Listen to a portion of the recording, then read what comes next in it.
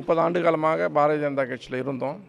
இன்றைக்கி வந்து என்னுடைய ஆதரவாளரோட முக்கிய நிர்வாகிகளோட கிட்டத்தட்ட 200க்கும் மேற்பட்டவர்கள் இன்றைக்கி வந்து தளபதி முன்னாடி காரைக்கால் ஆசானா அவர்கள் தலைமையிலும் இங்கே என்னுடைய தலைமையிலும் இன்றைக்கி நாங்கள் வந்து தாவேக்கால இணைஞ்சுக்கிறோம்.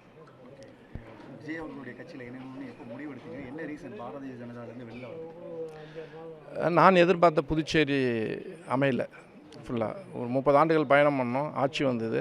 நான் எதை நினச்சோமோ அது நடக்கலை அப்படின்னும்போது அதுலேருந்து நான் வந்து வரேன். இது ஒரு திட்டமிட்டு ஒரு 1 இயராக எடுத்த முடிவு. ஒரு 20 வருஷத்துக்கு முன்னாடி தாவேகா இதுமாதிரி ஒரு தலைவர் இருந்தால் அதில் கண்டிப்பாக ஜாயின் பண்ணியிருக்கோம். தமிழ்நாட்டில் இருக்கக்கூடிய பாஜக ஏற்புடையதாக இருக்கா? அந்த கட்சியோட செயல்பாடுகள் இல்லை, அதை பற்றி எனக்கு தெரியாது. புதுச்சேரி மாநிலம் எங்களுடைய மாநிலம். எங்களுடைய மாநிலத்துக்குன்னு நாங்கள் வந்து ஒரு மிகப்பெரிய திட்டம் வச்சுருந்தோம். அது எந்த திட்டமும் நிறைவேறலை. அதனால் புதிய இளைஞர்கள் கொண்டு புதிய அரசாங்கம் வர்றதுக்கு எங்களால் அத்தனை முயற்சியும் கண்டிப்பாக எடுப்போம். விஜய் அவர்களோட எப்போ பேச்சுவார்த்தை நடத்துனீங்க? எப்போ இந்த இணையறதுக்கான பேச்சுவார்த்தை? 2 வாரத்துக்கு முன்னாடி அவர் நேராக நானும் ஆசான் அவர்களும் பார்த்தோம். பாண்டிச்சேரியை பற்றி சொன்னோம். அவர் முழு ஆதரவு தரதா சொன்னார். அதன் அடிப்படையில் நாங்கள் வந்து இறங்கிறோம்.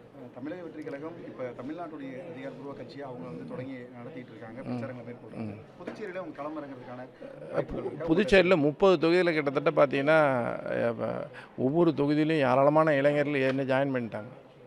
இப்போ நாங்கள்லாம் அவங்கள ஒருங்கிணைச்சு கண்டிப்பாக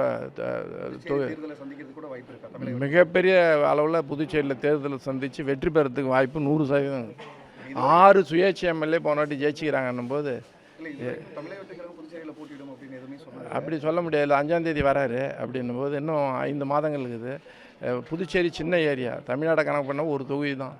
அது கிட்டத்தட்ட 2 மாதத்தில் ஒரு பெரிய மாற்றம் வரும். ஏற்கனவே ஆல்ரெடி எல்லாமே தளபதியை நோக்கி ஏற்கனவே அவங்க எல்லாமே பயணமாகிட்டாங்க. அதை ஒருங்கிணைக்கிற வேலை தான் இன்றைக்கி இருக்கும்.